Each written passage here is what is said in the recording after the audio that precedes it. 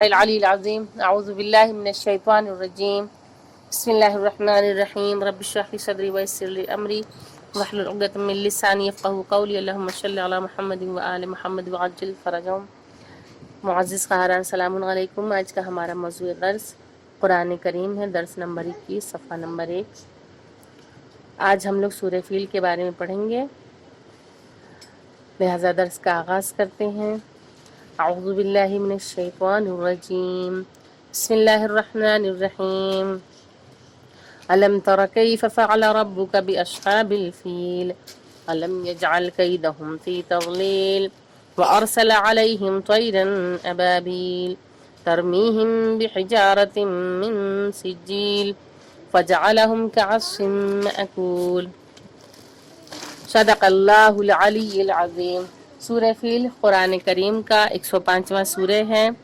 یہ مکی سورہ ہے، اس میں 5 آیتیں ہیں اور 30ویں پارے کا یہ جز ہے۔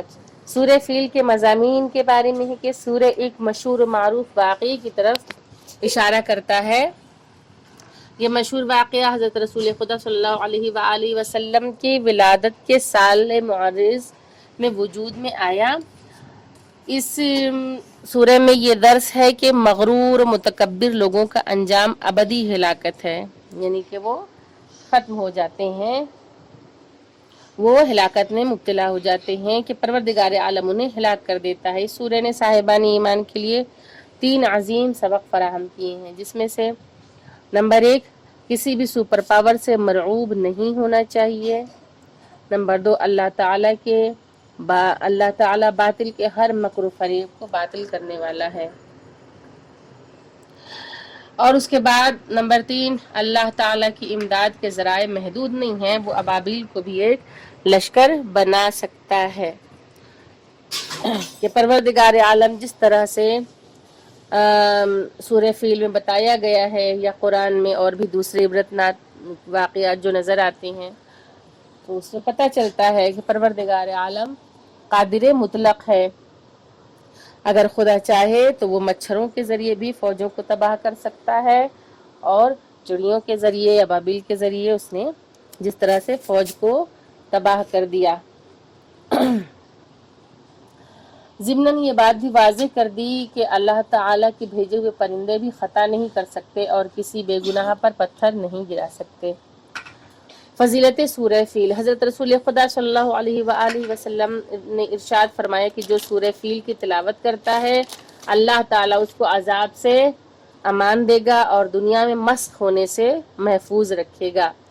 امام جعفر صادق علیہ السلام نے ارشاد فرمایا کہ بنو آدم میں جو لوگ مسخ ہوئے ہیں وہ 13 ہیں، جن میں بندر، سور، چمگادڑ، سوسمار یعنی کہ چھپکلی کی شکل کا بڑا جانور، ریچھ، ہاتھی، بچھو، مکڑی، یہ سب جو ہے وہ مسخ شدہ ہیں۔ پروردگار عالم نے انہیں دنیا میں مسخ کر دیا ہے۔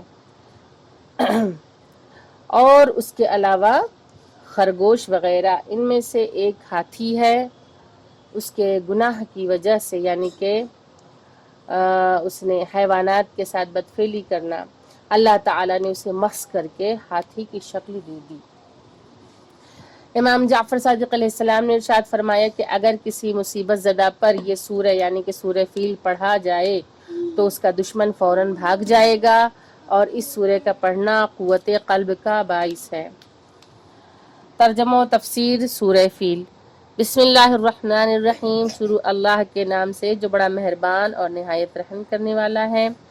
الم تر کیف فعل ربک باصحاب الفیل، کیا تم نے نہیں دیکھا کہ تمہارے رب نے ہاتھی والوں کے ساتھ کیا برتاؤ کیا۔ اس کی تفسیر میں ہے کہ اللہ تعالیٰ یہ بیان کر رہا ہے کہ ہم نے ابرہہ کے لشکر کو تباہ کیا ہے، ذریعہ ابابیل کو بنایا۔ جیسے حضرت موسیٰ علیہ السلام عصا پھینکتے تھے تو وہ اژدہا بن جاتا تھا، حضرت عیسیٰ علیہ السلام قم باذن اللہ کہتے تھے تو باقی سارے کام اللہ تعالیٰ انجام دیتا تھا۔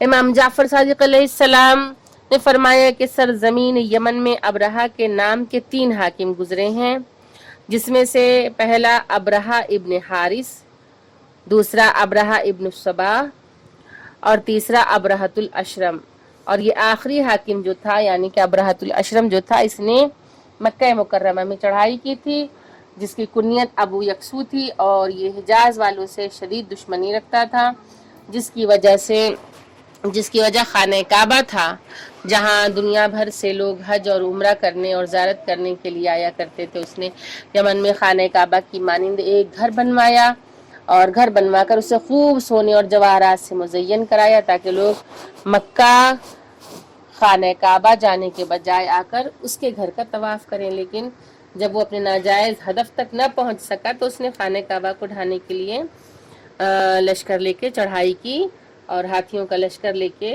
وہ پہنچ گیا۔ الم یجعل کیدہم فی تضلیل، کیا ان کی چال کو بیکار نہیں کیا؟ ابرہہ اپنے لشکر کو لے کے خانہ کعبہ کو ڈھانے کے لیے نکلا، اور جب مکے کے اطراف کی پہاڑیوں سے گزرا تو اس کے ہاتھیوں نے وہاں سے حرکت نہیں کرتے، اس کے ہاتھی وہاں سے نہیں ہلے، اور جب شام کی طرف رخ کرتا تیزی سے چلنے لگتے مگر خانہ کعبہ کی طرف نہیں بڑھتے۔ ابرہہ یہ سب دیکھ کر بہت حیران و پریشان ہوا۔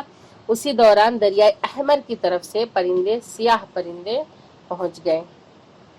اللہ تعالیٰ نے یہاں دشمن کے نقشہ و منصوبے کو ناکام بنا دیا، جو مکے میں خانہ کعبہ کو تباہ کرنے کے لیے سوچ کر آیا تھا۔ وَأَرْسَلَ عَلَيْهِمْ طَيْرًا أَبَابِيلَ، اور ان پر اڑتی ہوئی ابابیل کو بھیج دیا ہے، ترمیہم بحجارۃ من سجیل، جو انہیں کھرنجوں کی کنکریاں مار رہی تھیں۔ فَجَعَلَهُمْ كَعَصْفٍ مَأْكُولٍ، پھر انہوں نے ان سب کو چبائے ہوئے بھوسے کے مانند بنا دیا۔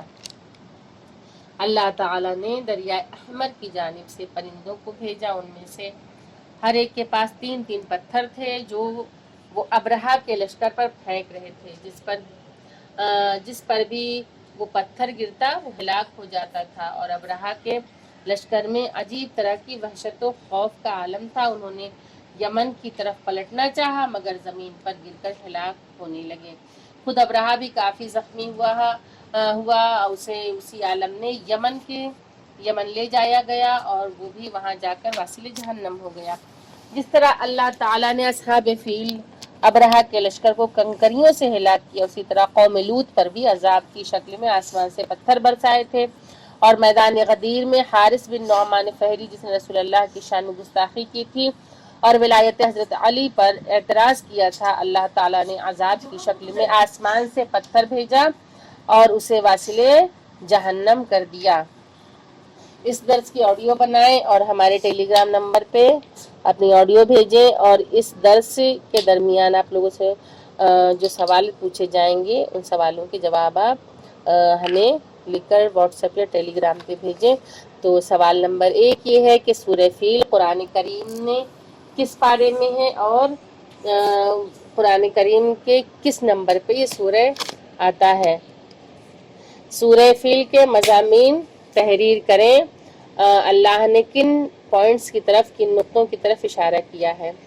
اس کے علاوہ سوال نمبر 3 یہ ہے کہ فضیلت سورہ فیل کے بارے میں رسول خدا نے کیا ارشاد فرمایا۔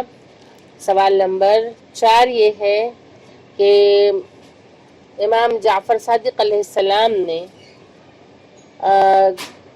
کتنے حاکموں کے نام بتائے ہیں جن کے نام ابرہہ تھے، تو انہیں ڈیٹیل میں آپ تحریر کریے۔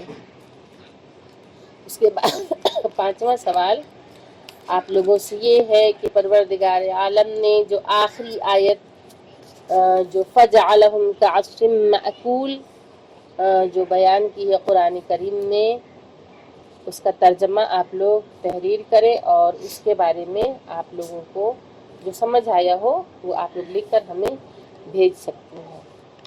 وآخر الدعوانا ان الحمد للہ رب العالمین، اللہم صلی علی محمد۔